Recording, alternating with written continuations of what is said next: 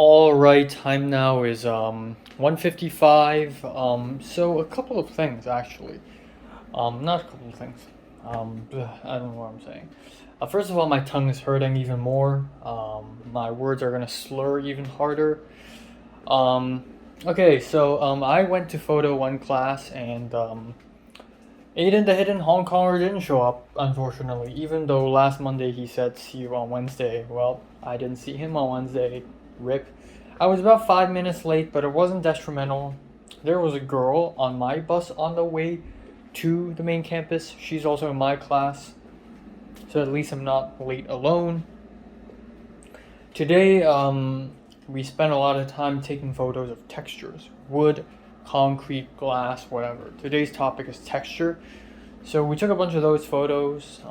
The Chinese guy in my class is even closer to me. Oh, also before I walked in the classroom, Eric showed up. Eric and a couple of other strangers that I haven't seen before. They were talking, and I saw Eric, and I was like, Eric, and Eric gave me a high five, and it was the hardest high five I've ever received, and my hand felt hurt, and I was like, oh damn. And then the girl beside Eric started laughing, and Eric's like, oh, sorry about that. So there was that. Pretty funny. But yeah, entered the classroom, took the class, went out, yada yada, nothing happened. Didn't socialize with the Koreans at all. Today, the Korean girl is alone, the one with brunette hair. Um, but yeah, didn't interact with her at all. The Chinese guy got excited because he found a spot.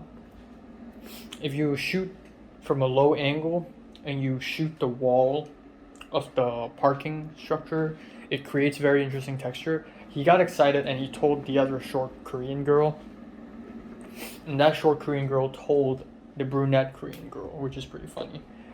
But yeah, anyways, class is over and I was gonna leave, and I was just gonna take a bus back home quickly, swiftly, whatever. But circumstances have shifted. Ooh. On my way out, I walked by the Corsair Cafe and I ran into Bree. I was like, Bree. Of course, I saw her first before she saw me because I'm the fucking detective. And so I was like, Bree.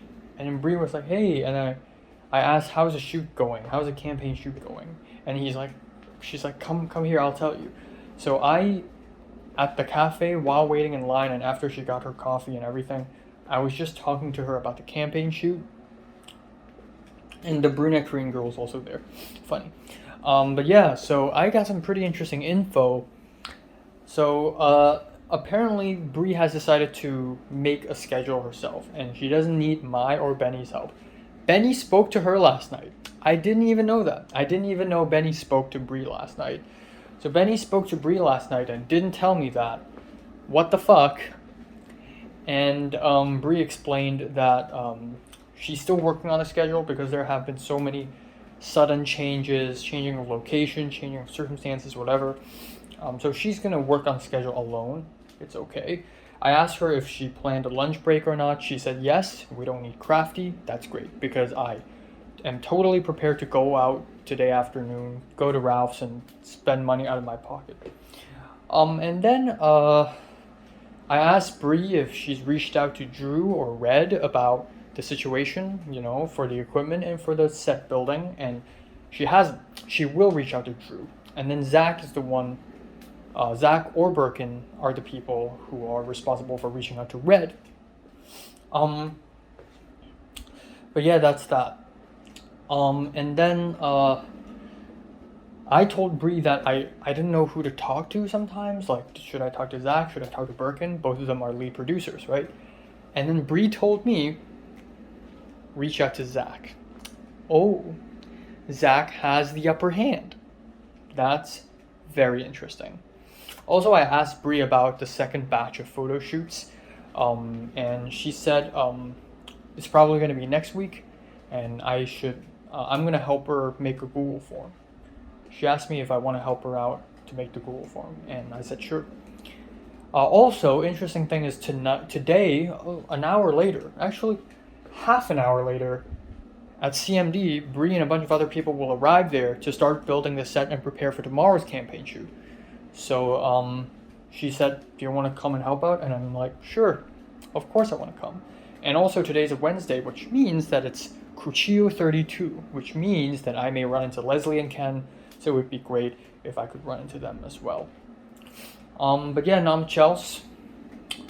That's that. I'm gonna quickly have some lunch, and then I'll head out again. I'll probably film a review too in the meantime. Why the fuck not? You know, but I don't want to be too late. And I want to speak to Leslie. I want to ask her what's her spring break plans. Apparently, Pepper's going to Hawaii in spring break. Aoba spoke to me yesterday about how she wants to go see the Late Late Show with James Corden during spring break and invite me, even though I'm not interested at all, because James Corden's a fat ass. Fat is not a negative connotation. I'm just saying that he's an ass. And then she asked Pepper if she wants to join, and Pepper's like, no, I'm not free. I'm going to Hawaii. And then both me and Aoba were like, what? So yeah, Pepper's out of the story. I hope Leslie doesn't go to freaking San Francisco or something during spring break. Because I want to hang out with her. For real. For real. I want to hang out with her quite a bit. Yeah. Also spoke with Michelle on Discord. She's just really, for the last couple of days, she's been wanting to tell me something so badly. And she said Betsy can't know. And she said it must be over call. I'm guessing something really personal, and it's about Betsy. My wild guess is that she fell in love with Betsy or some shit like that, but it's too wild. So Michelle, I said to Michelle, I said, oh, now I'm beginning to have an idea what you were going to tell me. And Michelle's like, what is it? And I'm like, calm down. And she's like, no, what is it? And I'm like, it's about Betsy, it's personal. And she's like what? And I said, I don't know, like maybe Betsy will betray you or something. And Michelle's like, bruh, not even close. So yeah. I'm so glad I ran into Bree. Like, you cannot fool the detective. Okay? Who's this mysterious man?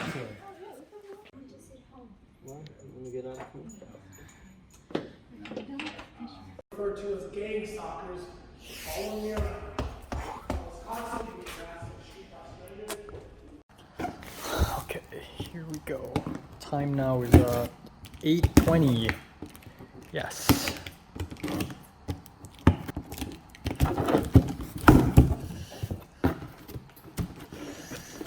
Okay. Oh my god.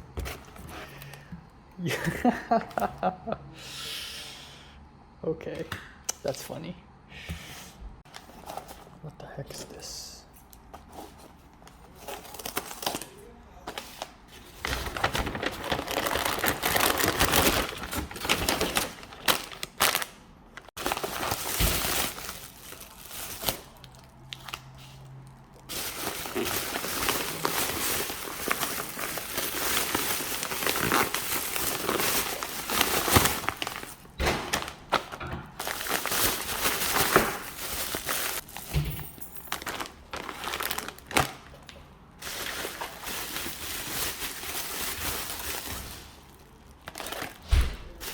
Okay, I'm gonna try something different here. I got ground beef, but I'm not gonna crush it into a patty. I'm gonna chop it up, make it very finely chopped.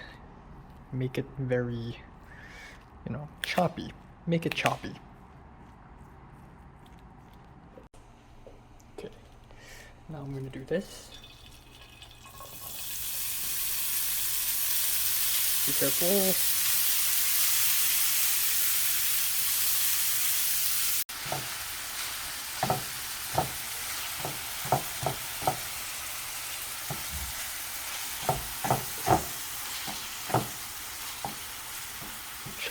Chop. Chop.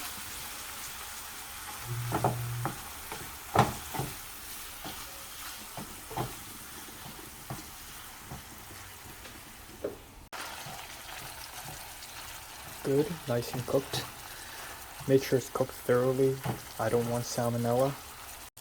Okay, some salt, some pepper. And then, oh boy.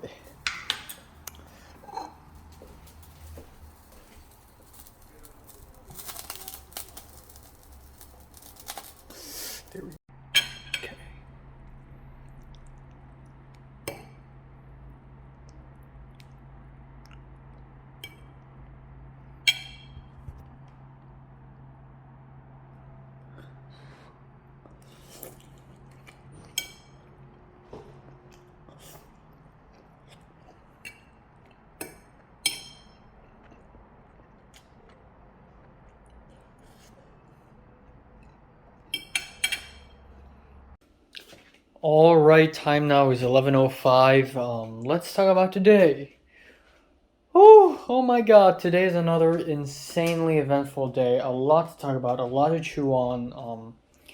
Yeah, let's talk about the second half of today. I guess I left my apartment swiftly after filming another review in Cantonese to CMD, and I go to CMD to help out with building the set and whatnot. But of course, everything I do, I have ulterior motives.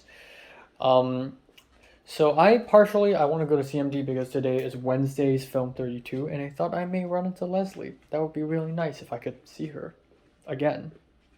Yeah. So I arrived at CMD, listened to music, and right outside of the soundstage, a small group of people sat down, and it's Eric, Yulia Liana Birkin, and Leslie. What the heck? Why? So right off the bat, Birkin and Leslie already noticed me, and it's kind of an interesting thing. Like, you know, I've been, I've been having thoughts and feelings, and I've been comparing Leslie with Mary, which is not a fair comparison at all, because they're so different. But whenever I see Mary, I tense up, and I'm like, holy shit, it's her. But when I see Leslie, it's different. It's the same with when I see Pepper, and especially so with Pepper. But when I see Leslie, it's like, oh wow, she's there already. Damn, didn't expect that. So I sat down, and we all just sat there. Apparently, we're waiting for Drew. It was around maybe 3:15-ish. Carla was there too. That's for sure. And then I asked Leslie, like, don't you have Film 32? And Leslie's like, me. Film 32 is over.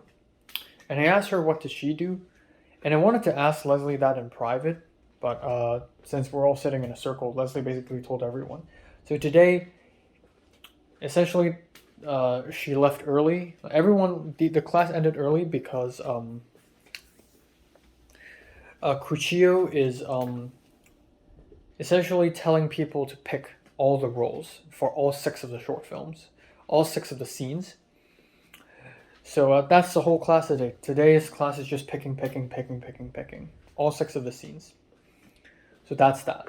Interesting. I also brought a poster with me. The Tony Leung poster I got yesterday. I wanted to show it off to Leslie because I know Leslie really likes Tony Leung. But yeah, that's that. So, yeah, after that, we started moving stuff. Drew showed up. He opened the door to the soundstage, and then we started going in, and we started picking things to bring up. And Leslie became an expert because Leslie works for Drew as a storage room guardian, storage room girl. So now Leslie's really familiar with how the sets are and the flats and everything. God, my tongue is hurting. Ugh.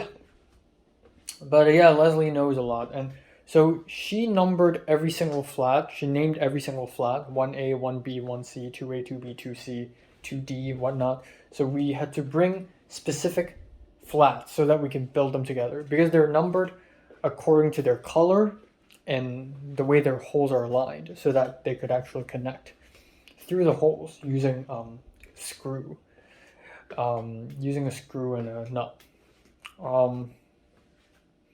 So yeah, that's pretty cool. I do notice that Leslie just acts like I'm just another person, I feel like. I don't know, we'll see.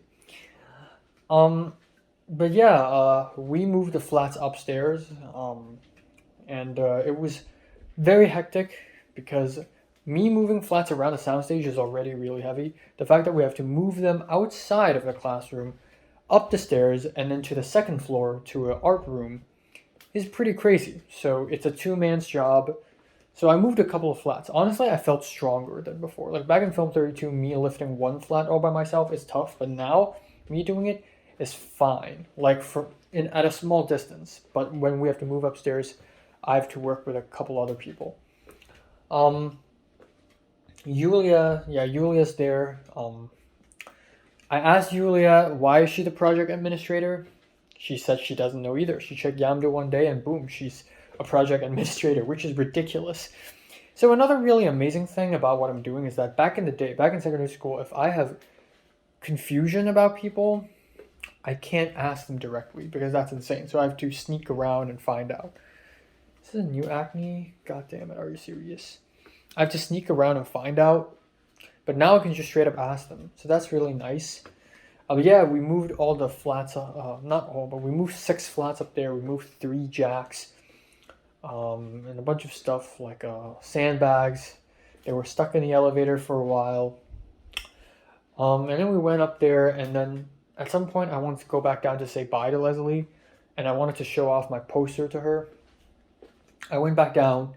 She's gone. She's not there already, which is kind of sad. I want to speak to her.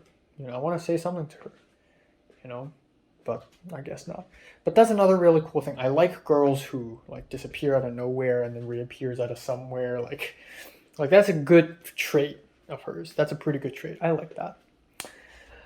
Respect. But Kuchio randomly showed up out of nowhere without warning. Just randomly roamed into the classroom. Pretty scary. And I was like, ooh, the arrival. And yeah, it's great because Benny's not here. I thought Benny's going to be here. Since I'm a huge candidate for UPM, and Kuchio saw me helping build the flat, so Kuchio probably saw that I'm actually serious about this. So that's great. But yeah, Sidlali came a little later, and Zach or Birkin told me to go down. Oh, Zach didn't even show up until a little bit later. Actually, Zach and Sidlali came at the same time. But Sidlali came a little earlier because I guess Zach is parking his car because they're both dating or something. So Birkin told me to go downstairs and grab some C-stands. So I went downstairs again to grab some C-stands. I also grabbed some door stoppers. Wedges, yes, that's what they're called. So I and Sidlali had a private conversation. So Sidlali's like, hey, how are you doing? And I'm like, oh, good. And I asked Sidlali questions again. I asked her, oh, so you're the art director now? And Sidlali said, yeah, so originally she wants to be DP, but at the end of the day, she wants to try something new, so art director it is.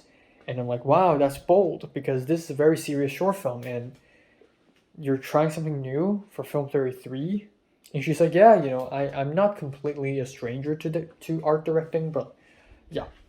And then Sidlali asked me, so you want to be UPM, right? And I'm like, yeah. And I said, well, the UPM is between me and Benny right now. And Sidlali's like, are you the official UPM of the shoot? And I'm like, no, I don't know yet. And Sidlali said, you will be. Whoa, what? And I'm like, no, but like Benny and I were competing for UPM right now. And Sidlali was like, when, the other person who's competing with you is Yulia. It's not even Benny. Benny will never be UPM because he pissed off Kuchio and Antonio and others, which is crazy. So, and since Yulia isn't even that actively UPMing, like I and Benny are UPMing this campaign shoot specifically, what Sidlali just said basically solidified me as the UPM of the shoot. Holy fucking shit.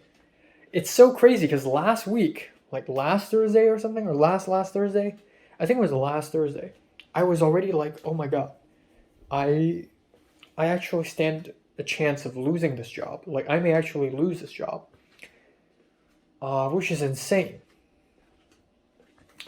But I got it in the bag now, apparently.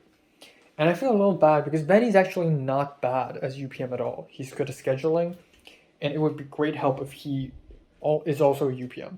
So I really wish that Kuchio would allow 2 UPMs, actually. Even though Benny has pissed him off and stuff, but damn, I wish he allows 2 UPMs. But holy shit, it's absolutely insane. And also, I gained so many people's trust. today. So had I not run into Bree, oh, and that's Bree. She just texted me. Had I not run into Bree today afternoon, I wouldn't come to CMD. If I hadn't come to CMD, I wouldn't be so serious because today, not everyone showed up at CMD. Only maybe about 10. Zach later showed up. Benny showed up at the very end. But like, it's only a core group of people. Leia showed up at some point. I also ran into Miles, and I thought Evelyn was there, so I creeped up to Miles to peek behind, to take a peek of what's behind Miles, but then I walked away, and Miles laughed, thinking that I'm being socially awkward. I'm not. I'm just taking a peek of what's behind him. But holy shit, I gained Bree's trust, so I started talking to Bree about this again, and Bree was, and I spoke to her about logistics, like, okay, we have a camera, we have lights, how about sound? And Bree's like, oh shit, yeah. And then I talked to Bree about lunch breaks and Crafty. And I also spoke to Carly about like the shots, how are we gonna do it? Do we need a blind? Like do we need a cookie? And Carly's like, what's a cookie? And then I and Eric had to explain to her that a cookie is like a fake, like a cutout of a thing where you shine a light through it to create an effect. And then I also told Carly about how, okay, so tomorrow's shoot, I think we're gonna need this. We're gonna need to find location, like location scouting, casting. It's so fucking insane. It's so fucking insane. I sound, even though I'm not like super serious all the time, but when I'm UPM, I'm in my UPM mode. I was actually so good. Like I really know what I was talking about. I seem like I really know a lot. And I probably impressed Bree and Carly and Zach and Birkin enough, and they started treating me with respect. Like Birkin was on his laptop a lot of the time, and he's editing the Indiegogo campaign page, and he just tapped me on my shoulder and he was like, Enoch, what do you think of this? Like, what do you think of this? Do you want me to add something more? That's fucking crazy. He's asking me for advice. Me. And then like Zach showed up later, and Zach tapped me on the shoulder, and he was like, Enoch, you know, can you email Drew and ask him about the food situation and how we're gonna provide food for the actual official shoot? Me? This dude? So does this mean I'm the official UPM? Of course, it's not officially announced, but by the way they treated me today, I have become the UPM. I got it in the bag. This is absolutely insane. It's absolutely freaking insane. Just 5 years ago, 6 years ago, when I was in secondary school, I was alone, lowly. I couldn't even, like, I joined one club and I wasn't even committee. Nobody knows me. Nobody cared about me. I wasn't invited anywhere. And then flash forward to 2023. I am successfully entering the second most powerful grade of position in a film shoot, in a professional film shoot. That's fucking power, man. I can't believe how far I've come. I cannot believe. If you tell me in 2019, if I go back in time and I tell my 2019 self that 4 years later I'll be doing this, I would fall to my knees and cry, because this is just ridiculous. This is such a redemption arc. You have no idea how much of a redemption arc that is. Holy shit. So yeah, even though Leslie's gone, not great. I still worked and it's still kind of fun. Of course, I was really tired after moving all the flats and stuff. But yeah, I really got it in the bag, and I was genuinely passionate about this too. Like I was genuinely doing the schedule, and I didn't feel like I was like lagging behind, because a lot of the times in this world, in all social situations, I feel like I'm lagging behind all the time. Whenever people are talking about stuff, I'm always like confused. But for some reason, when Bree's talking about the schedule, when Carly's talking about the schedule and the shoot, I was able to be caught up on it, and I was able to add more to it. And both of them would be like, oh yeah, I haven't thought of that. Wow.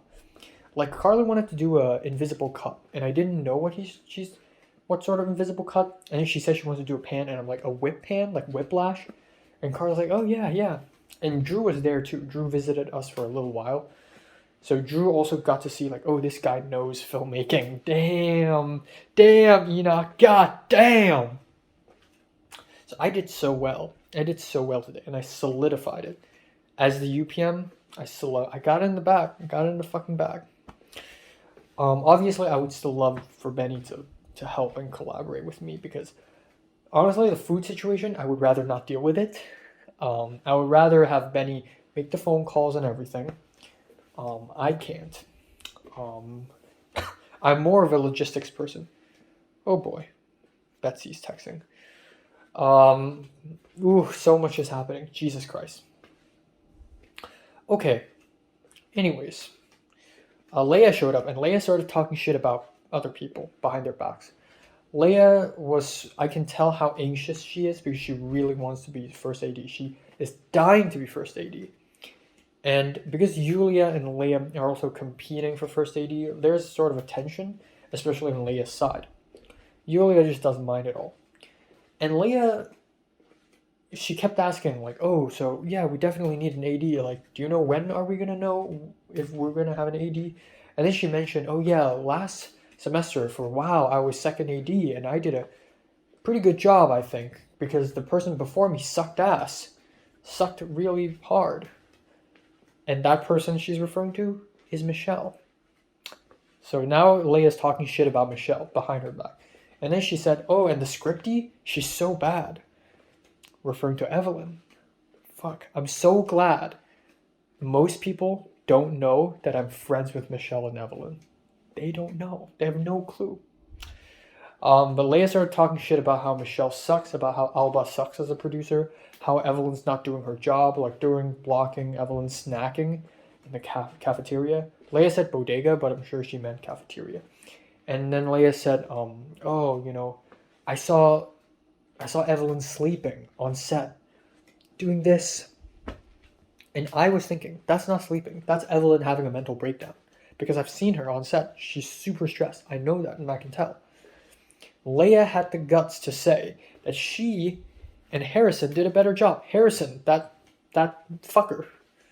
That horny, blonde fucker. So yeah, it's pretty awful. But Leia's still nice to me and stuff, and I do not tread over her lines, you know. But yeah, it's pretty interesting. And then a little later, it was very late, and of course I was one of the few people who left the latest. Benny came super late. Benny came at 7 p.m. or something. Benny, me, Bree, Birkin, and Leia, we stayed behind. Birkin and Leia are working on the call sheets. Leia's just watching for no reason.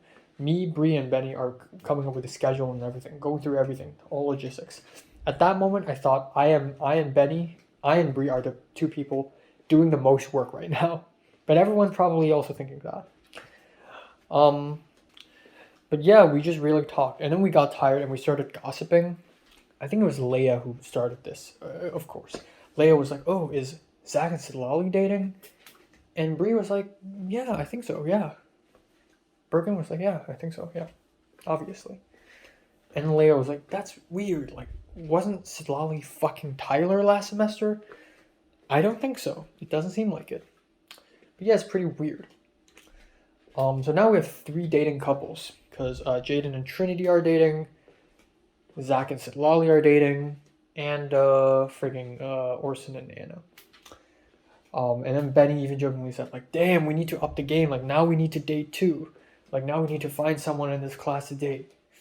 Which is kind of funny. And kind of ironic as well. Given that, you know, I'm getting closer to Leslie. Let's just say that. More on that later. But yeah, that's that. And then given that we're in a gossipy mode, and it's clear that Bree and Birkin don't want to gossip too much, but then at the same time, Bree is low-key curious. Birkin is a little curious too, but Birkin also doesn't really care. So I just randomly said to Benny, and it's the perfect moment. It seems out of place if I randomly say it to people, but it was the perfect moment. And I stood up and I said to Benny, like, do you want me to put trust in you? And Benny's like, sure. And I just asked him, what's happening with Theo and Trinity gang?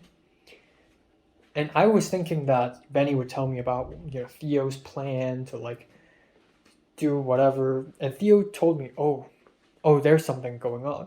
And Benny thought about not telling me at first, but Benny's like, okay, promise me to not tell anyone, because if they find out, Liam will kill me.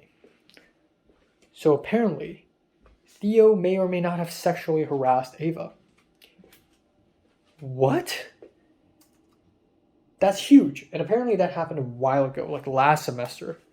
So that's even weirder because Theo and Trinity Gang were hanging out for a little bit, and then now Theo's self-isolating again. So don't know what's going on there. All right, time now is 11:42. Just exported a bunch of videos into my laptop because I don't want my phone to crash. But yeah, anyways, where was I? Yeah, so I and Benny, Benny told me about this crazy news about Theo may or may not have sexually harassed Ava. And then he never elaborated on that because I never really got the chance to talk to him more about that. But yeah, I guess it's a good thing because I would have spilled some of my secrets. And I actually told Benny that I'm close with Michelle and that I actually know a lot of things and I keep a lot of secrets. So that's that. But he doesn't know who Michelle is, so there's no way he would tell other people and yada yada. But yeah, that is that. And I even told Benny that I know things about him. I know things about everyone, which is kind of true. So Benny's like, "What? Now you have to tell me. What do you know?" And I said, "Well, last year you orchestrated Miles and Yulia to have a date." And Benny was like, "Oh yeah, that like Miles is just he has negative Riz. He has no Riz, and you know the date failed and all that stuff." And I asked Benny, "Oh, do you know how I knew?" And Benny's like, "How?" And I said, "Miles told me." Up to my face, and Benny's like, "Oh." So yeah, there's that. But yeah, and then at the very end, Birkin drove me back home because I was like, "Man, it's late." I looked at my transit app to see when my bus will come, and Birkin's like, "Oh, you know what? I'm going to Beverly Hills. Where do you live?" And I'm like, blah, blah, blah. And he's like, "Oh, it's on my way." So he just drove me back home. And then in the car, he seems very excited. Birkin was like, "Oh, yeah, so how is it, you know, like, how do you think tomorrow will go, you know? Like, how do you feel?" And I'm like, "Yeah, I actually feel pretty good. I'm passionate. Like, I'm happy that the passionate people are really passionate about this." And then he asked me, like, uh, I don't know how did this conversation start, but at some point we started talking about like places. Like, he talked about how he went to Istanbul last summer, and it was his first time going to Istanbul, even though he's Turkish, but he's not from there. You know, he's born and raised in Saudi Arabia. And I think his heritage traces back to somewhere in South Anatolia, anyways.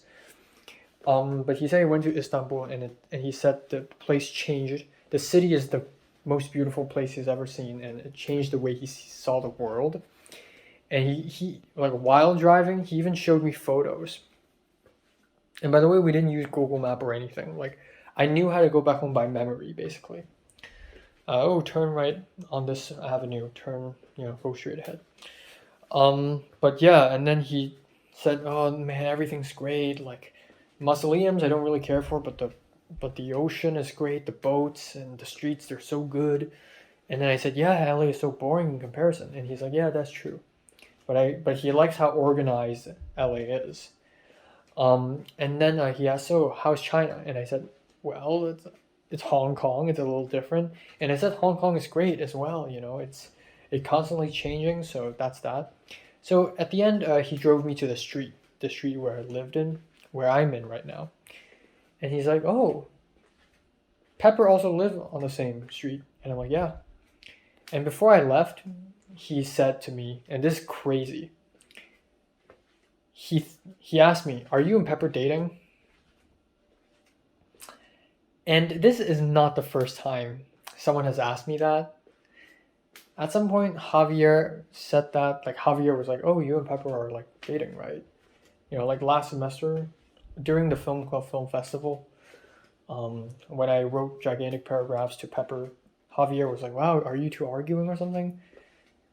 And then like I don't know who else thought. Oh yeah, Leslie asked me if I had a crush on Pepper, and the HQOS folk and the Asian World Film Festival people also thought I and Pepper like knew each other way back when. So a lot of people assume, but this is the biggest one. This is the biggest bomb of them all. Birkin literally asked me, "Are you and Pepper dating?" And I told him, "Nah, no." And Birkin's like, "What?"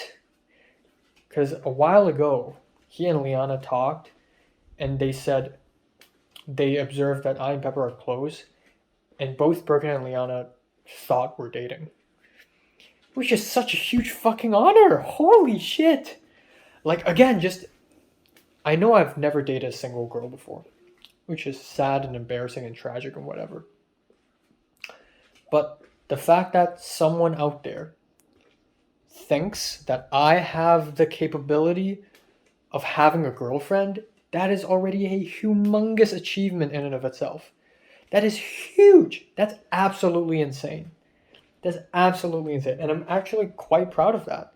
I think that's such a huge jump because, again, 5 years ago, I'm just a skinny, tiny, pale loser, socially awkward. Nobody would even think that I would have friends, let alone a girlfriend. But now, Birkin and Liana thought I and Pepper are dating, and even though it's just a thought, it's such a huge achievement. It's so huge. But yeah, I said, oh yeah, I'm not dating her. And Birkin's like, what? Why? She's cute. Come on. And I can't exactly deny that. I think Pepper's fine. Of course, if you compare Pepper with, I don't know, Natalie or Mary, Pepper's nothing. Pepper's average. Natalie and Mary are way cuter than Pepper. Pepper, get out of here, now. But I would have to say that Pepper is above average, sorta. And I said, well, yeah, but it's the personality, And Birkin probably jokingly said, you know what, fuck the personality, man. If she's cute, go for it, So I'm like, yeah, okay. And then I said bye. And then she's like, yeah. He said, oh, I can drive you home tomorrow as well. Whoop. So yeah, that's that. But yeah, that really stuck with me. Like, I kept on thinking, like, damn, a lot of people probably thought I and Pepper are dating. And Michelle, if Michelle had seen a lot of us together, Michelle would probably think that too. Because I had a phone call with her later. But yeah, holy shit. So that was a huge revelation moment. Okay, this Instagram account is so annoying. Constantly texting. But yeah, that's insane. And it's kind of ironic because Leslie, I don't think Leslie is as physically attractive as Pepper. I mean, in a sense, I guess. And I'm saying this because, to be fair, Pepper puts on a lot of makeup. And if you look at Pepper's older young photos, she looks like a crackhead. I mean, no offense, but back in her secondary school days, she didn't look great. Unfortunately, she's putting a lot of makeup now, and she has great hair now. But Leslie doesn't put on makeup at all. She just doesn't do it at all. And Leslie has some acne issues as well, which is, of course, I mean, teenager, young adult type shit. But yeah, that's that. But yeah, I don't know. So anyways, I cooked dinner real quick, one sec. Spaghetti with meat, ground beef mixed with it together. I've never tried it before. Tastes pretty nice. And then broccoli, and that's my meal, which is actually not much. And then I had a phone call with Michelle where I basically reported everything to Michelle, and then Michelle told me something that she's been dying to tell me the whole time. And thank God it's not something like she had a crush on Betsy or some crazy shit like that. In fact, it's very much the opposite. Michelle really respects Betsy and really like her. But throughout the last couple of years, Betsy has been dominant. Betsy has been the boss. Michelle really respects her, but she thinks it's time for her to branch out and start doing shit on her own, on her accord. This all started when Betsy and Michelle took an acting class together, and Michelle found out that Betsy sucks at acting, and finally, she sucks at something. She's only human. And Michelle started to realize that she felt a little uncomfortable, but then recently she realized, especially with the play that she's been working on with Michelle, and Michelle's the stage manager Betsy's the stage manager and Michelle's only the PA. Michelle thought, hopefully, at some point in the future, I would branch out and I wouldn't have to live under her shadow again, as much as I respect her. And that's the really personal thing that she wants to tell me. And it's pretty interesting. To me, it feels like Carl Jung breaking apart from Sigmund Freud. It has that vibe, like two scientists breaking apart. But yeah, I hope the best for her. And then we also spent quite some time. We talked on the phone in Discord for like 1.5 hours. And Michelle talked about her love life again. And how, she's still confused with her feelings with Cliff. She has a crush on Cliff, but she doesn't know whether to continue pursuing it or not. Because she doesn't want to get hurt. Like, she doesn't want to find out that her crush doesn't like her back, which is true. I think Michelle's not Cliff's type. Let's be honest here. Cliff's type, I don't think Michelle's Cliff's type. I don't think so. And Michelle wants to avoid that pain. And I totally understand that pain. Dude, Mary. But at the same time, Michelle just wants to follow her heart, but she just doesn't want to get hurt. But that's the cost of love, When you love someone, you prepare to get hurt. Because love always hurts. Case in point, Mary.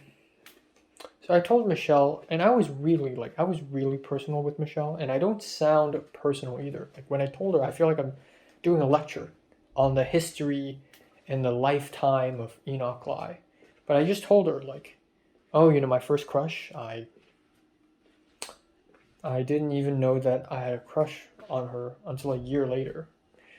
And how I wasn't even able to befriend her. Like, the fact that I'm near her physically already brought me a lot of joy. I already rejoiced. And she heard that and she was like, wow, that's so sweet and so sad. And that sums up my experience with Mary so well. And I'm so glad that other people can see how sad and lonely my story is. And I told Michelle how I seldom speak to Mary, almost never, and I only have snippets of memories with her. And passing by her in the hallway or together on a biology field trip, I remember those memories vividly, even though she probably forgot about them all. It's like a Wong Kar-wai film, and Michelle's like, yeah. And then Michelle got curious and she asked me, wait, have you dated someone before? Which is a huge thing. First of all, there's America, where dating is a lot more open. Second of all, I'm 20 years old. Come on. I didn't answer that. I will tell her soon because I trust her and I can get personal with her. And she's one of the first few non-Hong Kongers that I can get personal with. In fact, I think she might be the first non-Hong Konger who I'm actually able to get personal with. I'll never tell Eric or Christian this shit. Christian's probably my first non-Hong Konger friend, but really Michelle's the first non-Hong Konger whom I can be really personal with. Or Natalie. Natalie's technically not a Hong Konger, but she's from the Hong Kong world. But yeah, it's pretty crazy. So tomorrow's going to be a very interesting day. Hopefully it goes smoothly. Hopefully it goes well. And hopefully I really prove myself as a UPM. I feel bad for Benny because I threw Benny under the bus when I had the interview with Antonio. But I will try to convince the professors that, hey, 2 UPMs, not a bad idea. Really not a bad idea. And then that's pretty much it. Yeah, that's pretty much it. I don't know. I'll be seeing Leslie again tomorrow, so that's cool. Yeah, I just hope I could hang out with her more, or watch horror movies together, or I don't know too, because I don't want this to be a repeat of history where I try to say something to impress her and just to find out that she doesn't care, she thinks I'm silly. Like the same way with Pepper. Of course, in many ways I surprised Pepper, by how organized I am and the Spanish incident. But at the end of the day, whenever I say something really personal and crazy to Pepper, Pepper just thinks, wow, okay. I don't want Leslie to give the same reaction. And it's especially scary because Leslie is not a Hong Konger and she's Chinese, close enough. But like, still. Like, I guess if there's one other culture that's like the closest to Hong Kong culture, it's Taiwanese culture and Chinese culture. So I guess in some ways she would understand. But I would never do this to a fucking like other person. And it's funny because Michelle's half Persian, half Latina, and she's almost understanding me. In fact, Michelle even asked me, she's like, okay, before you hang up, let me ask you a very, very deep question. Very personal question, if you don't mind. Have you ever thought about how after, you know, having a crush on so many people, after all these people, have you ever thought about how you may never be able to find love? And I'm like, bruh, I feel that all the time. That you literally just described my short film, the latest short film I just did. That's literally what it's about, not being able to love. And it's tragic as fuck. So, wow, you know, other people also feel the same way, actually. But yeah, Michelle told me, you know, oh, Enoch, I mean this in the most platonic way possible, but you're a great guy. Like, you're not a bad person at all. Don't call yourself a loser. And she told me she told Patrick this as well, because Patrick's also single, but Patrick's a great dude. He's nice. Michelle went up to Patrick and said, I mean this in the most platonic way possible, but why don't you have a girlfriend? So, yeah, I'm so glad. I don't know if Michelle would say the same thing if she had known me years ago. But it's true that throughout 2020 and 21 and 22 and now, I've changed so much. Like, I literally changed my hairstyle, my facial structure, like my face, my body, the way I act, the way I see the world. My entire personality changed. That's undeniable.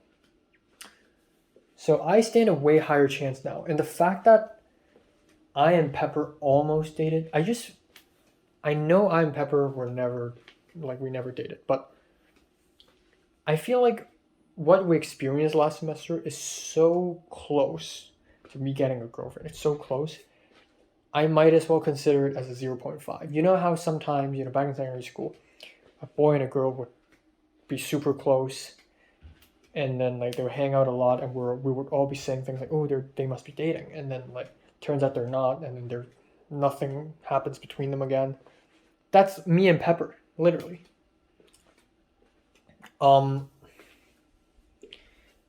And I would coin those like 0.5. Like, hey, I know it's not like an official girlfriend, but at least you got to hang out with them and got super close with them or something. That's a 0.5. So you're not A0, you're A0.5. Shut the fuck up. At least you got more experience than me. I feel like I've achieved that. I feel like, even though I've never like dated a Hong Konger before, and if I do like get close to Leslie, like I would hope that this relationship lasts very long as possible anyways, because I'm not the type of guy who just abandons a relationship like that. Like, I really stick to it. But I feel like I've already experienced like a 0.5 relationship, you know, half a relationship. I feel like I sort of experienced that. Maybe that's it. And truth be told, the best moments between me and Pepper are truly amazing. Like, that day at her apartment, that was the closest we've ever grown to each other. Those Uber rides, like, holy crap. I don't think I've ever been this close to a girl. Again, debatable as well, because, you know, I went to fucking Thai with Miriam, and I traveled all over West LA with Zara, and, you know, I had hot pot with Natalie. There's a thing with me and hanging out with girls, you know. I just have so much riz. Yeah, you know, that's that. Okay. So I am running out of time hardcore. I'm going to edit a couple videos, I'm going to watch a film, and then I'm going to go to bed. I don't even have time to do college homework.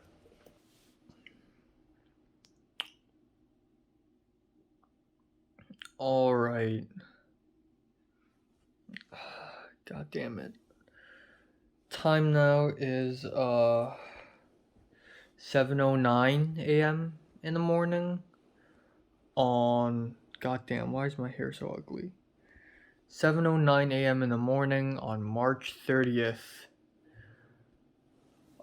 So yeah, 7:09. I slept from 2:15 or 2:20 to 7, which is 4 hours and 40 minutes. Not the end of the world, really. Not the end of the world. I couldn't finish Lady Vengeance, the movie. I watched 40 minutes of it and I almost fell asleep. Yeah, goddamn. But it's great that I'm able to sleep so early.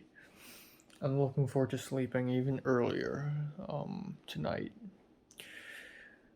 But yeah, so you know what's gonna happen today. It's the campaign shoot for Film 33. It's gonna be absolutely insane of a day.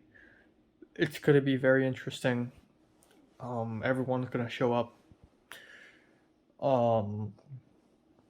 It's gonna be interesting. I'm gonna have you UPM the hell out of this shit. And hopefully convince people to do shit and hopefully make sure everything goes well. Yeah. Yeah, it is what it is. And then, after the campaign shoot at around 5:30 p.m., we're going to have a play, Betsy's play. Michelle's gonna be there, Cliff is gonna be there, so I'm gonna probably go there as well if I can. If I can't, well, rip. But that's pretty much today. I'll be seeing Leslie, so I don't know if she's gonna stay for the whole shoot, but I'll be seeing her, which is great. And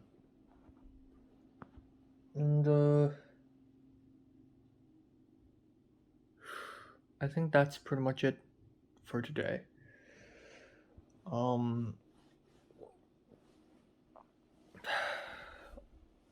I'm so sleepy and I'm so cold right now and my tongue is hurting.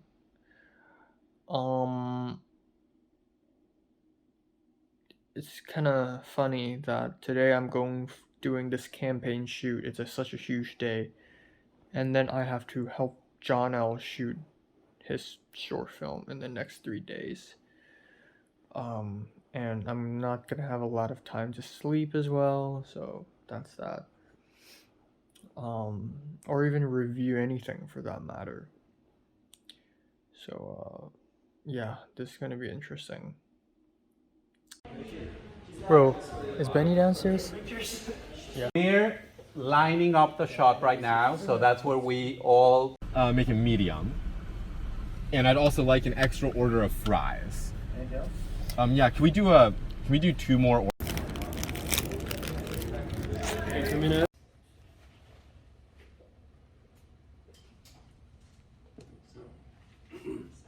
Alright, time now is 12:56 after midnight. Okay, I'm gonna try to talk in a way that really that hurts the least for me because my tongue is hurting a lot and I don't feel great. Oh my god, my speech is gonna be fucked.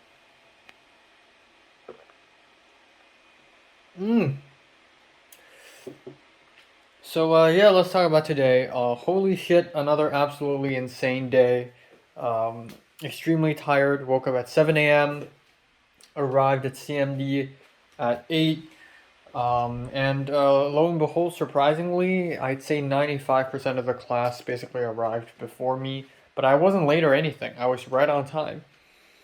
And I started doing UPM shit. Surprisingly, Benny didn't show up until like half an hour later. Benny was the latest one to arrive. And Zach was a little disappointed in that. Zach told Benny in private, in person, like, hey man, never do that again. That's, you're in a big role. Like, make sure that doesn't happen again. So that just goes on and solidified my position as UPM even harder because I actually show up on time, I actually work hard. And right off the bat, I entered the theater and everyone's already setting up stuff. The camera's being set up, the lights are being set up, everything's going very smoothly. Today, the campaign shoot overall went pretty smoothly actually. Because ultimately, we only need 3 shots for the whole damn video, plus a bunch of interviews. So it's actually not that complicated. But of course, if you look at the schedule I and Benny made, and Bree made, it looks really complicated, but really we're only overcomplicating things.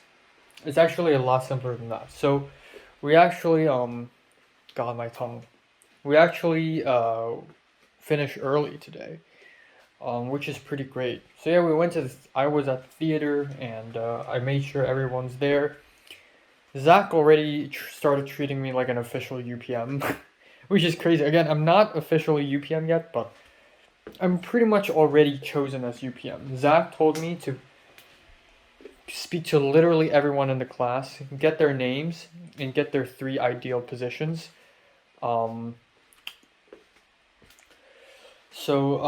Yeah, that's that. That's really that's pretty interesting. And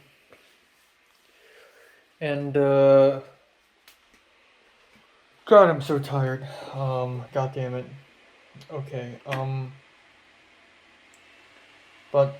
Yeah, I literally spoke to everyone. So Zach told me to speak to literally everyone and get their positions, and so I did that. And there are people whom I've never really spoken to before. The quiet people like Daniel and Miguel Angel and Orson and Anna, I've never spoken to them before. People like NJ, Amy, the Indonesian girl, Trinity Gang. I was kind of afraid of approaching them because they're such a gang of bullies. But it is exactly because of that. I didn't even export the fucking video. It is exactly because I don't want to speak to Trinity Gang, but I'm forced to speak to them. I ended up socializing with them and being chill with them. Obviously, they're still really tight, and obviously, they're still really dangerous. When I approached Liam, it was a little awkward, but I was chill about it. I acted really natural, and Liam also gave me a genuine answer. And then when I asked Jaden, Jaden said his ideal 3 positions are props, props, and props. He doesn't care about any other roles. So there's that. Yeah, essentially there's that. I got into this shot. So Theo's doing boom op. For some reason, Thomas is a script supervisor for this shoot only. And Leia really, really, really wanted to be first AD so bad. And since Yulia is doing cam op, so Leia sought this opportunity and just asked Zach and Birkin if she could be first AD for the day. And Zach and Birkin were like, sure. So Leia really became first AD for today. And it was, no shade to her, but goddamn. She is acting so bossy. It's actually hilarious. Because she would constantly tell people, everyone quiet, and she would start acting like a boss and start bossing people around and start pretending to be the director, start telling people to do things, which is very lame and silly and goofy and kind of dumb. I know first AD is important, but you're not that important, But yeah, essentially we finished the theater 2 hours early. We planned it to end this scene, finish shooting this scene at 12. We ended up shooting it at I think 10 or 10:30. So we have a lot of time to break everything down, to disassemble everything, and then move everything upstairs, which took a long time, and then set things up upstairs, which took way more time than expected. As expected on my part, I know it's going to be like that. I know the art room, the second shot, is going to take way more time. So I'm glad we ended the first scene early so that we can start working on the second scene. and that is in the art room upstairs at the second floor. That's way more complicated. There's so much set building, there's so much track building, dolly shots, lighting. It's so complicated, and it took pretty much 2 hours, from like 10:30 to 12:30 ish. We just built stuff. And this is when things started to get really interesting for me. Obviously, Leslie showed up, and like I said in the last few days, I don't know why, but the more I see Leslie, the more I find her interesting. And I think I'm really scared that it's going to be like a Pepper situation where the more I see Leslie in person, the less interested I am to her, because she just seems like a real normal person. But today I feel different. I feel like I find Leslie even more interesting after today, like slightly, probably. But anyways, Leslie was like, I don't know why, but I look at her a lot, and then she also looks back at me sometimes, or at least I'd like to think that. I'm gonna talk about that a little bit more later. But we moved on to art room, and that's when I really UPM'd so fucking hard. I really started going around and I talked to everyone. I made sure everyone did their jobs. Gustavo, the today's first AC, left a 70 to 200 lens in the fucking theater. So I told him to go back down and get it, and he's like, "Oh shit, I'm sorry." And then I spoke to Skylar about makeup because she's interested in makeup. I spoke to Jonathan about DPing. I spoke with Dominic about the lights, a Fresnel light, a big LED. I'm basically like just telling everyone to do their jobs without being bossy. I ain't screaming, I ain't shouting. I'm just going around, zooming around, and seeing everything, overseeing everything, and it's fucking amazing. Tova and Yulia and I think Liam worked on, not really Liam, just I think Tova and Yulia and Bree a little bit worked on camera B, and I suddenly realized, holy shit, picture profile, right? Did we shoot it in log? So I went up to Liam and asked him, like, hey, you want to color this, right? You're editing this promo video, so you're coloring too, right? So do you want it to be filmed in log? And he's like, yeah, preferably. But we didn't even film in log when we did the first scene. So I started running around, and all at the same time, Orson and Anna, the dating couple, they're downstairs in an editing room doing interviews. And so I ran downstairs to find Jonathan and asked Jonathan about the picture profiles. And then I asked Drew. Even Jonathan himself isn't even sure what picture profile he shot the first scene in. Like, he's not even sure about that. And a lot of people don't even know. Like, I spoke to Liam about this, and Bergen was there, and Bergen was like, oh, we shot in RAW, right? But RAW isn't picture profile. That's like uncompressed. I mean, like, picture profile off, log, Rec 709. A lot of people don't know what the fuck picture profile is. I do. So I found out that all the cameras are set in BT 709, so let's just keep it that way. I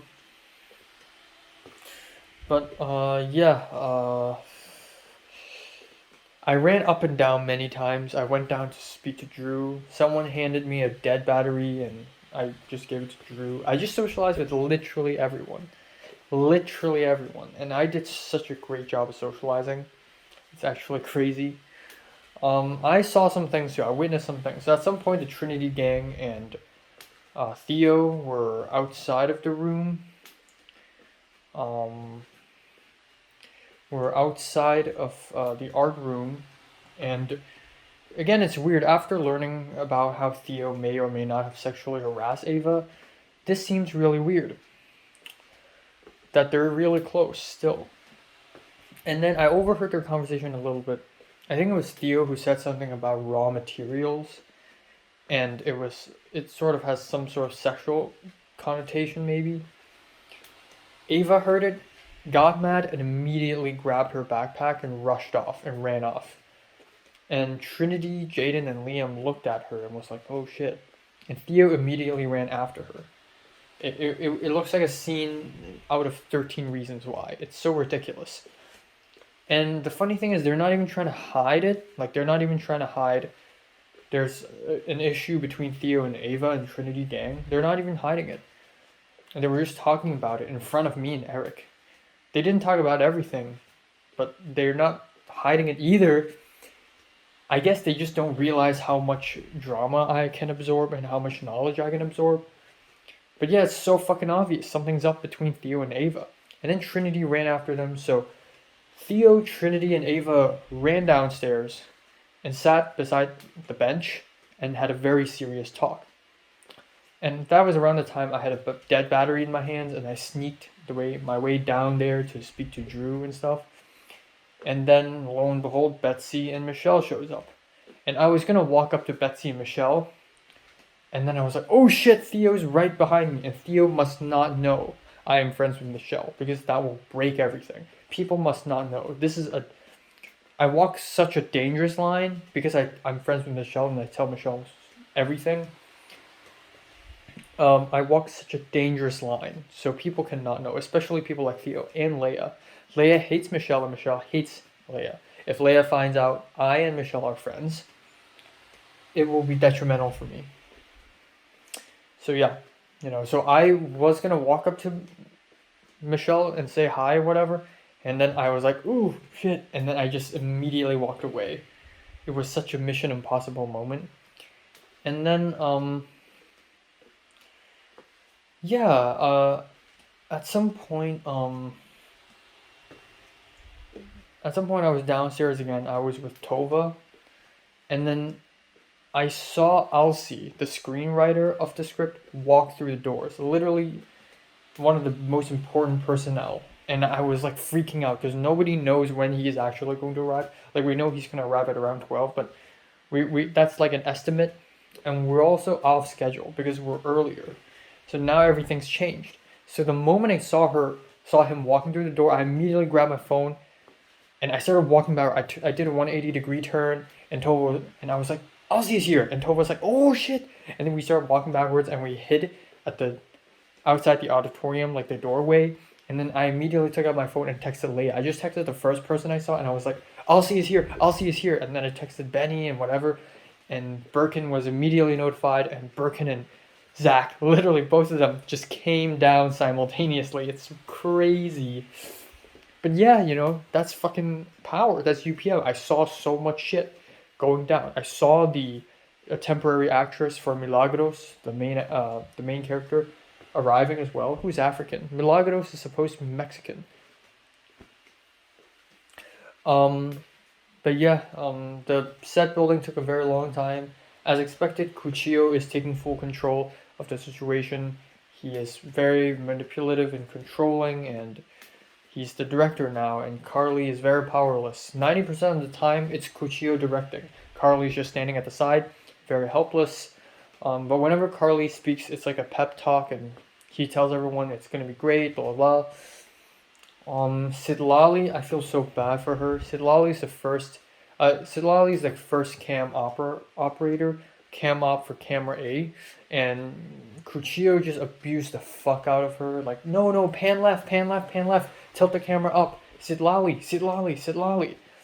And I can tell that Sidlali was so mentally drained, and I feel so bad for her. Damn. Meanwhile, there's me. Another thing is, because the schedule has changed and we need lunchtime, everyone's hungry. We're all starving. Ava's belly is rumbling. So I don't know what to do now. And I am the UPM, so I was like, oh, when's lunchtime? Oh, wait, I have the power to control this. So I asked Benny and Bree, and for the most part, Benny and Bree and Orson Anna stayed downstairs today to do the interviews. So I was the one in the big place, in the big art room. So I had to make a choice. So I texted Leia and asked her, how about lunchtime? Because I respect Leia. Because I know First AD has to call lunchtime. Technically, I can call lunchtime too. But I don't want to piss off Leia. Leia is someone that I need to gain the trust of in case she becomes First AD. So I texted Leia about it, and Leia looked at me, and I just raised my phone at her, and she's like, oh, check my phone, okay. Ah, man, Mission Impossible. I feel so powerful. Like, I'm just a little haha boy zooming around, but then I hold so much power. It's so crazy, and people have no idea. People just interact with me like, hey, what's up? And then I'm just like, oh, I have so much power, actually. Like, damn. So I told Leia about it, and Leia immediately told Cuchillo about it. So Leia asked Cuchillo about lunch break, and Cuchillo was like, you know what, let's rehearse. After this rehearsal, we'll do a lunch break. So I told Bree about this, I told Birkin about this. I told Benny about this, and both Bree and Benny were like, "What the fuck?" Like, 12 is our planned lunchtime. Now it's getting pushed to 12:30, and then 12:30 hits, and Kuchio was like, "Okay, you know what? Let's go for lunchtime." Leia suggested that we take 30 minutes, which is bullshit. Nobody can eat anything in 30 minutes. So the original plan is I wanted 45 minutes. Benny, and Bree wanted 45 minutes. And then Birkin was there, and Birkin also persuaded Kuchio to give us 45 minutes. And Kuchio was like, you know what? Today is a pretty flexible day, so I'll allow it. So normally you wouldn't allow it? Are you fucking kidding me?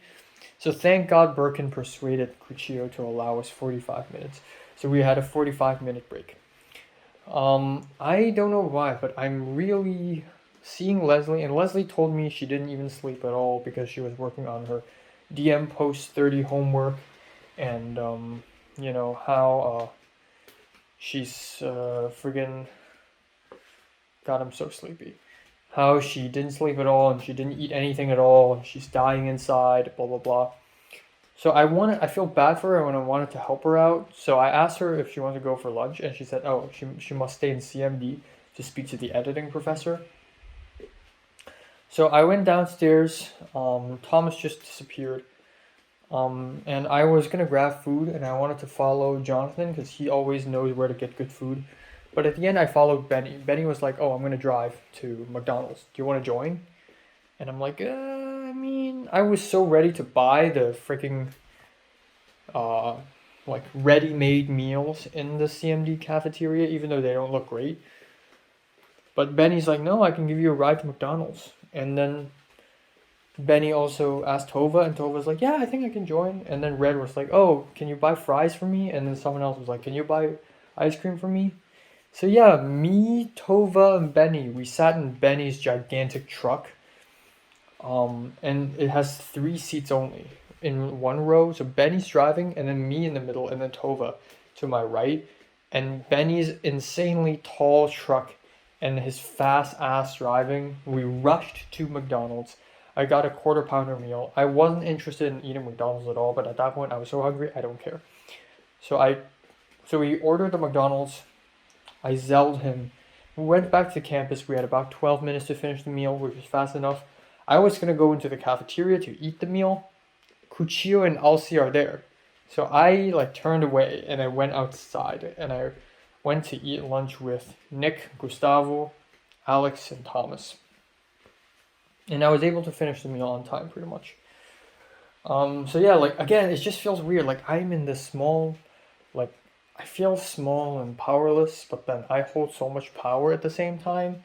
And I think people also notice how much power I actually wield now.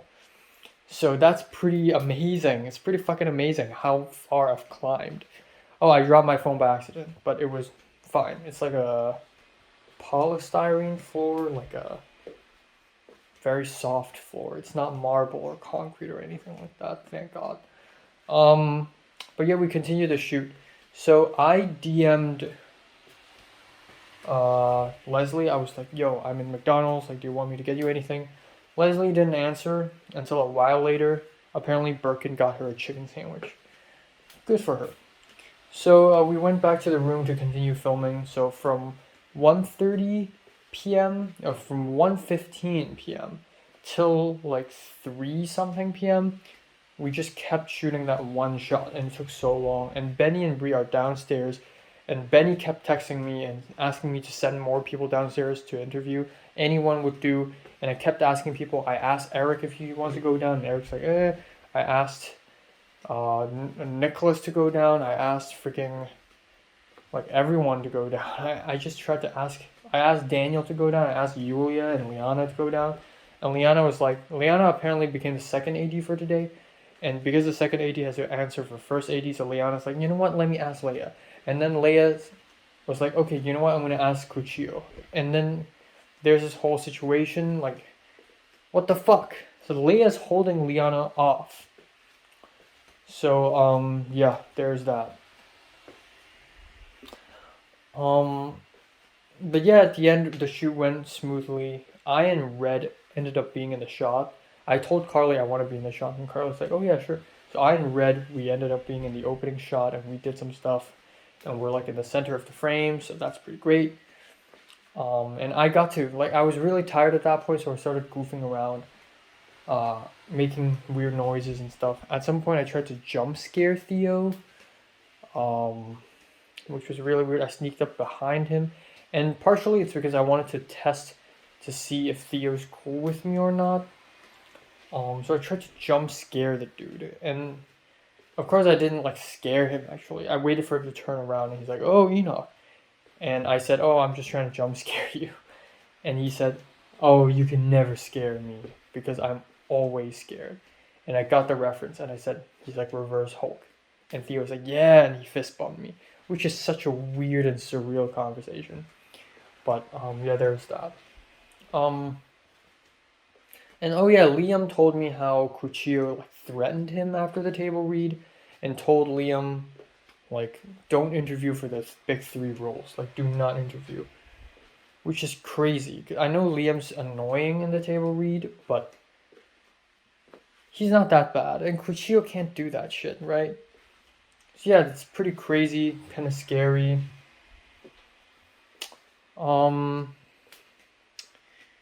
Yeah. Alright, so time now is 1:38. My phone crashed because I ran out of storage space again, and also my air vent is magically on again. So yay! Let's continue what I'm about to say, and then I'm just gonna immediately go to bed. I plan to watch a movie, I plan to do homework, I just don't have the time. I'm sorry. Fuck that shit. So yeah, where was I? Fuck, where was I? Also, I have less and less storage space. My thumb is like hurting, like my thumbnail is hurting again. It happens from time to time. My tongue is hurting, everything's going so well. And oh yeah, Liam told me how pretty crazy, kind of scary.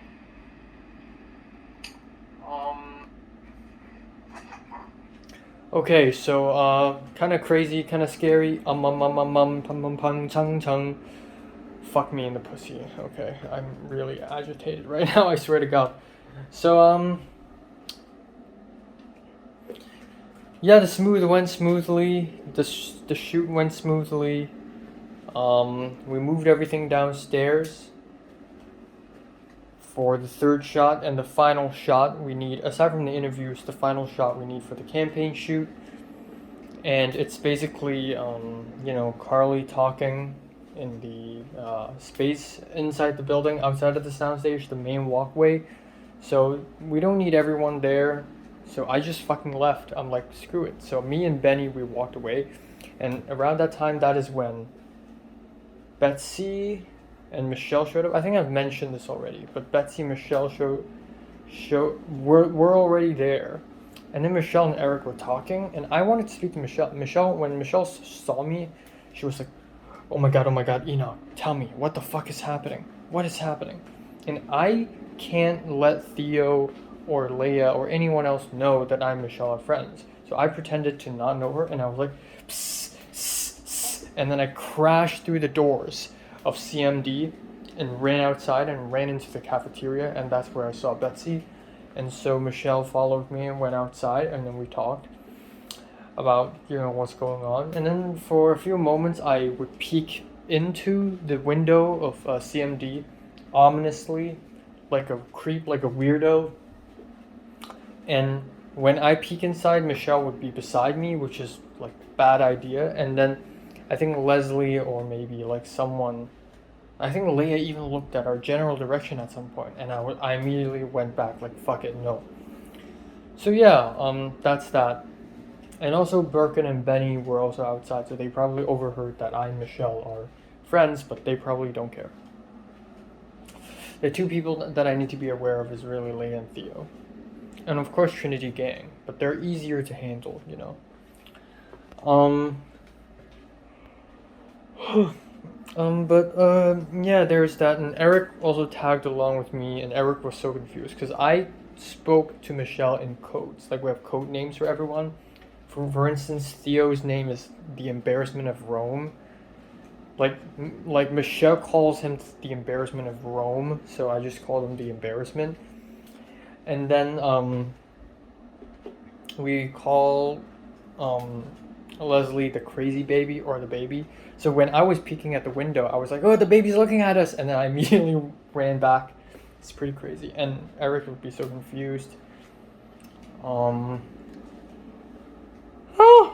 I can't yawn because every time I yawn, I lift up my tongue, and that hurts.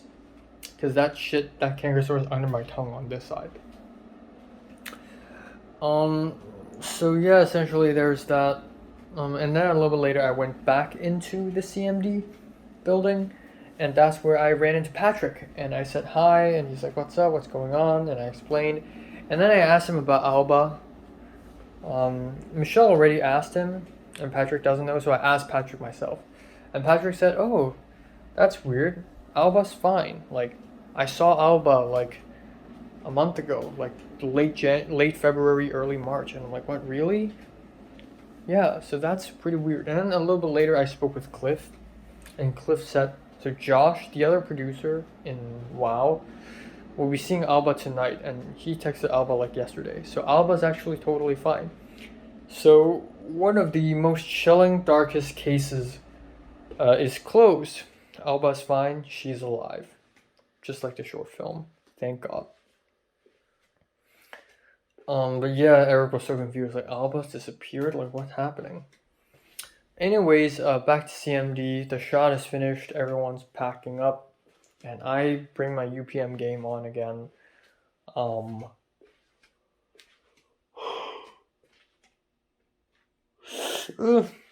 But yeah, there's that. And at that point, Leslie's gone, which is kind of sad. I wanted to see her more.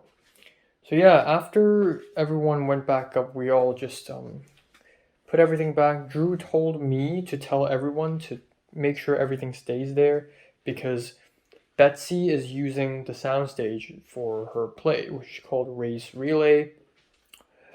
And also Film 31 is going to have a class up there, so might as well leave everything there, like the flats, the lights, everything. And then at the end, Zach and Birkin, mostly Zach, gave everyone a talk, like saying, "Good job, this is our first drill, everyone did a great job. If you guys haven't done this, if you guys haven't told us your ideal 3 roles, go to Enoch." And at that point I was like, whoa, why is Zach suddenly mentioning me? And then I remembered, oh yeah, I'm unofficially the UPM. I'm powerful now. So the only 2 people who haven't told me is Orson and Anna, so I walked up to them and they just told me, which is nice. I and Red also communicated a lot about the art department, roles like that. So I'm really powerful. Holy shit. Never had I ever thought the day would come, but it has come. Like, if Natalie knows about this, like, she would be proud, and I wish people like Leslie would also know how weak of a person I used to be and how far I've come, I wish she would know. But yeah, that's that. So we actually wrapped up the whole thing at around like maybe 4 something, maybe 5-ish. And then I went back down and it's chill. And then Bree, Benny, Jonathan, NJ went down to continue with the interviews. We still have to do interviews of Carly and Jonathan and the producers. So I was just roaming around. I don't want to be in that room either because that room's super small and hot. And Michelle and Betsy are busy setting up the soundstage for the play, so I just wandered around kind of aimlessly. Thomas went to the cafeteria for the script writing club meeting, and Miles was there too. And Thomas was like, come to the script writing club meeting. And I thought it's canceled. I thought we're not going. I was so prepared to just not go to script writing club meeting. I just don't have the energy at all. Fuck that.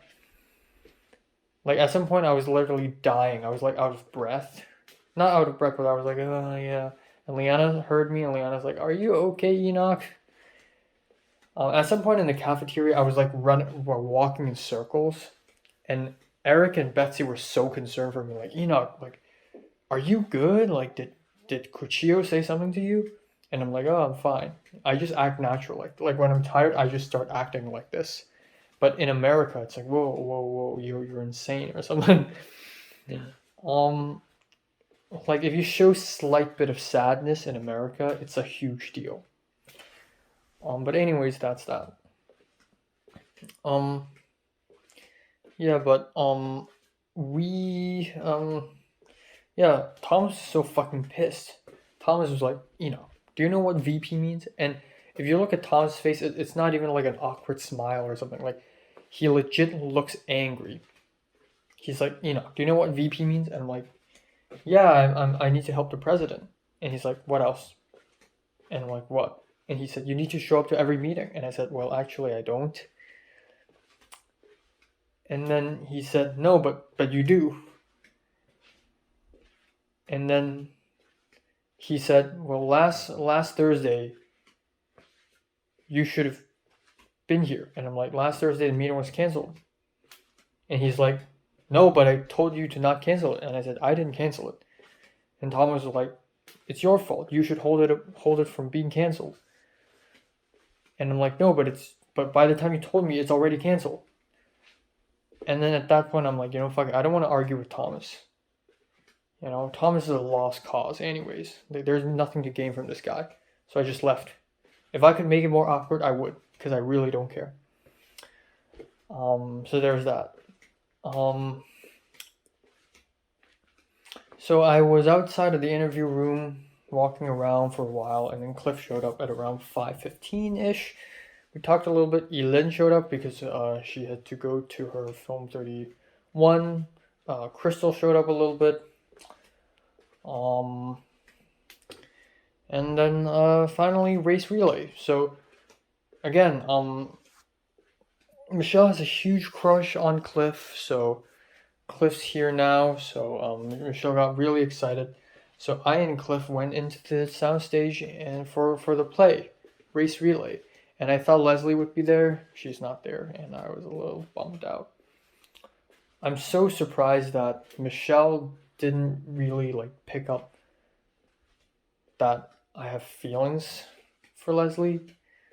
But yeah, I hide it so well. But anyway, we went to the play and we saw these tribal percussion hand drums on every seat. And I was like, this better not be interactional. And Michelle's like, yeah, it is. And I'm like, oh, okay. So at first we had to play a little drum. That was fine. But near the end, it got so interactional. But yeah, the play was so fucking boring. It's basically a bunch of actors, mostly black, one Latina, talking about racism. And it's not a narrative. It's more each person talking about their own story. And it's creative and it's fun and it has some really good moments. But overall, it was pretty boring and I almost fell asleep at some point. I was so scared of actually falling asleep and then waking up, janking myself up. Fishing, I was so scared to do that. But at some point, I was fully awake because one of the actors is really funny.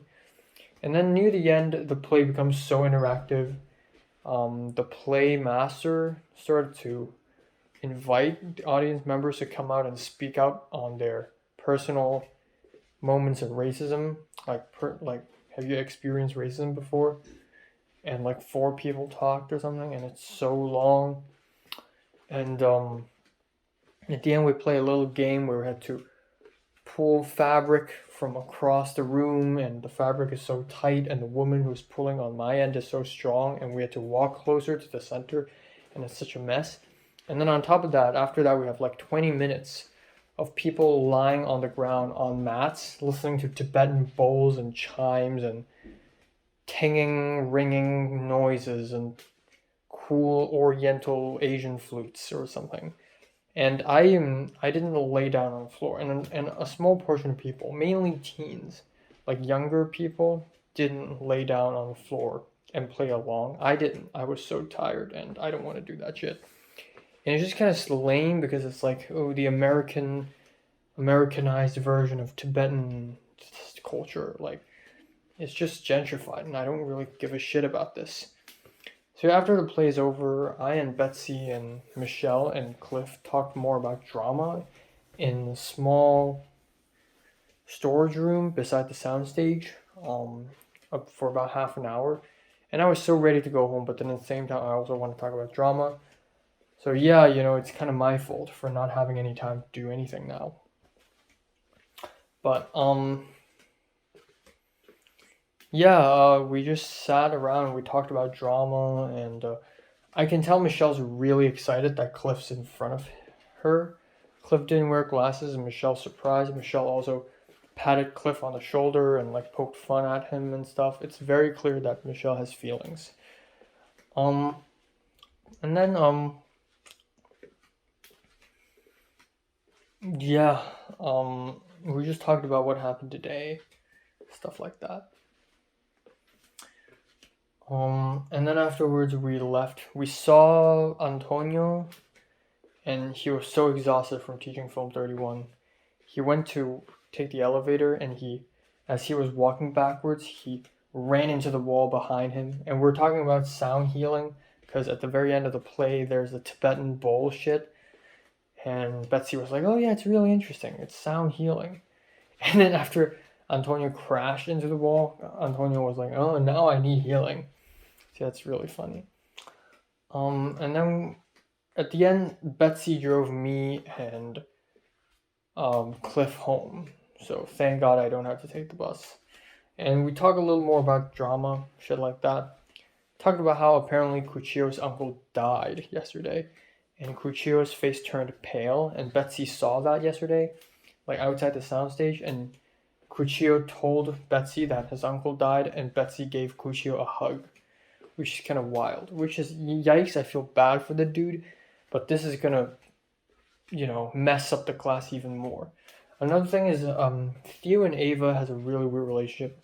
Theo told Betsy a while ago that he's never gonna even think about dating.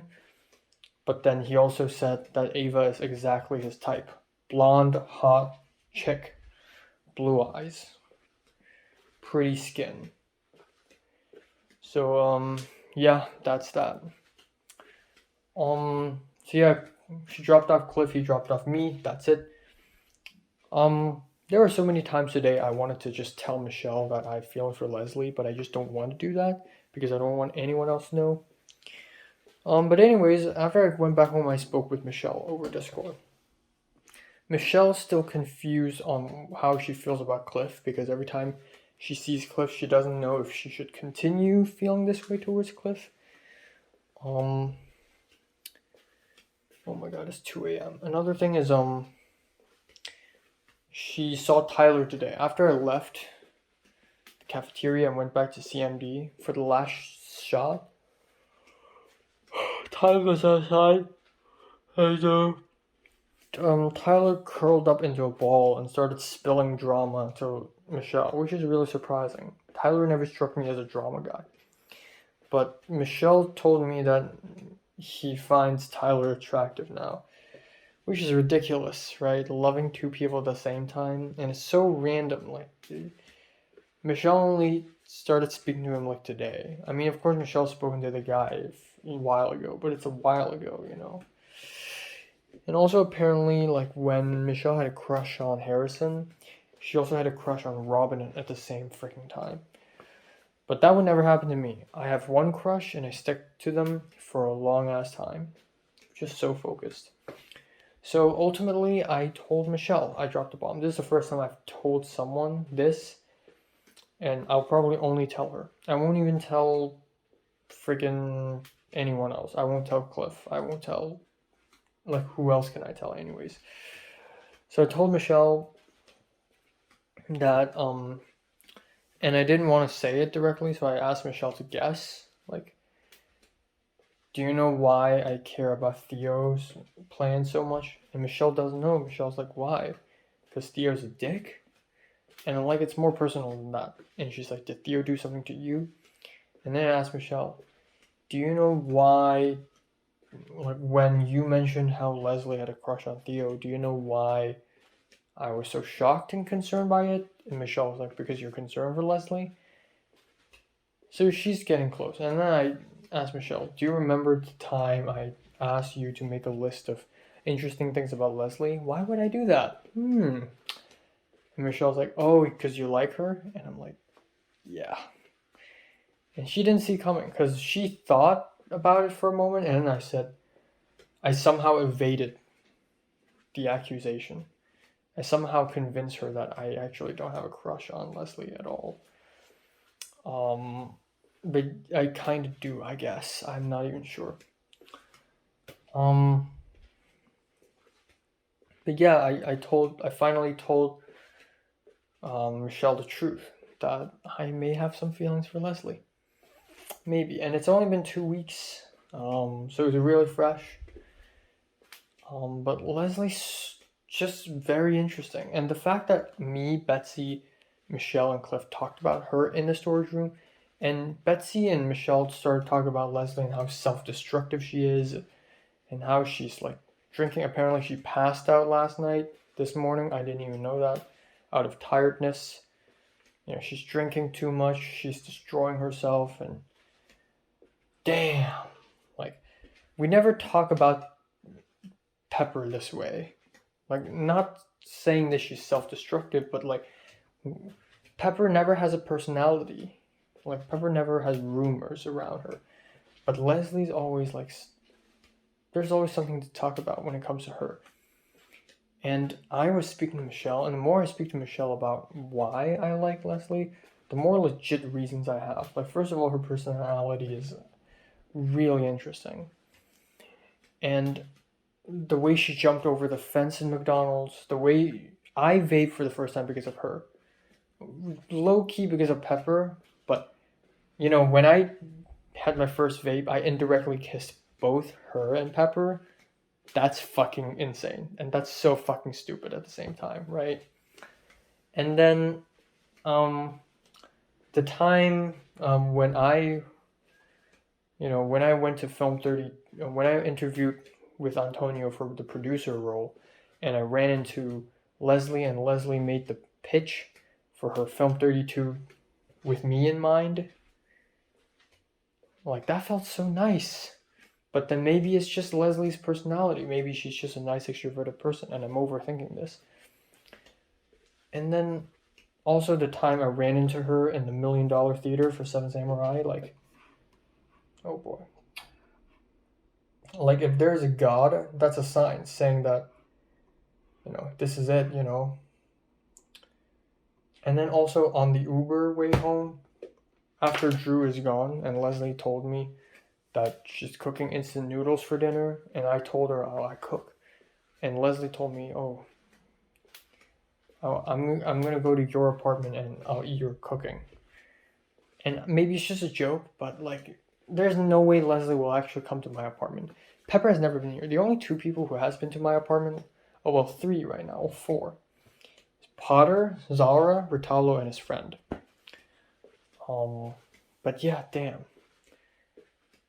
I don't think a girl has ever said that to me, actually.